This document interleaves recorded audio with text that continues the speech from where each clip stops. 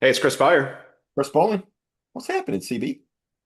CB squared today, sir. How about some CB CB squared? squared, bringing it back. I love it. Bringing it back. So, I wanted to talk through some topics that we're hearing as we're recording this early April. A lot of our clients, prospective clients, are talking about pharmacy again. It seems to be the common theme, but there's some new developments in 2026 we wanted to share.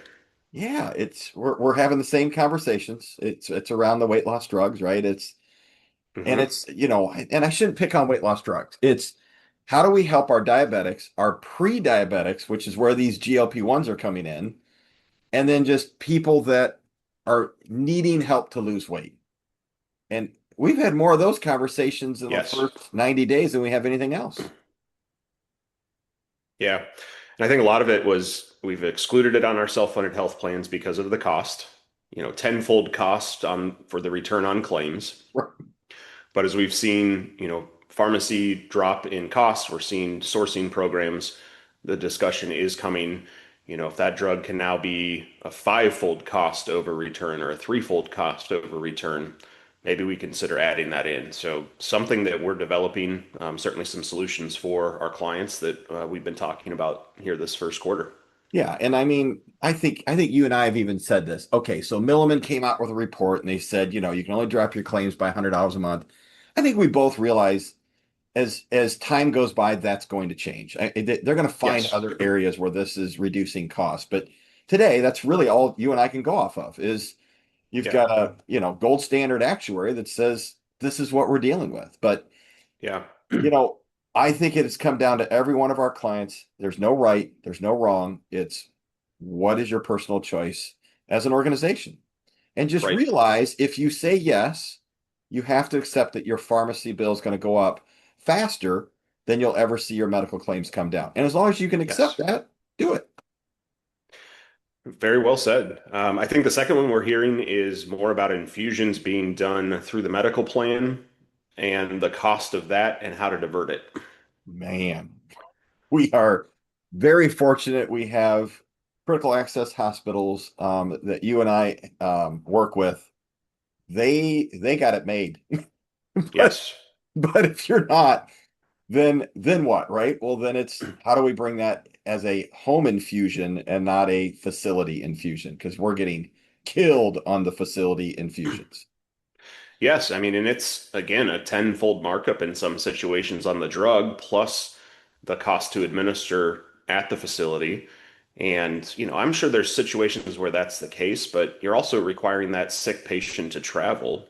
Right. And if we can purchase that drug close to cost, have it done at home for that member, not only is it easier, but significant reduction in cost. But we've seen some egregious costs come build through our self-funded plans for facility infusions that could be rerouted.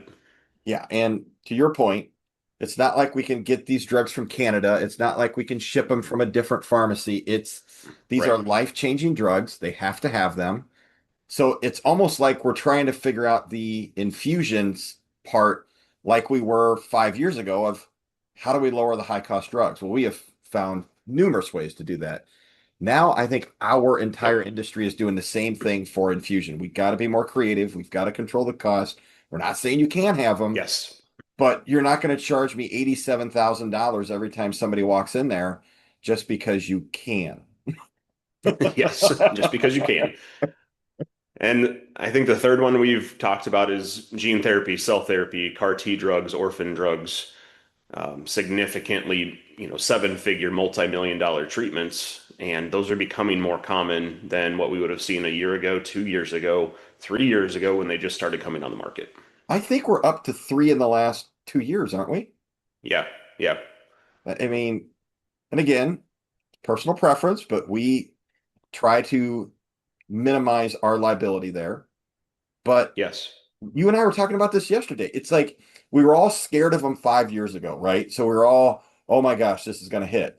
It was more theory. It's coming, but don't yes, worry, the chances are, 0.0000001%.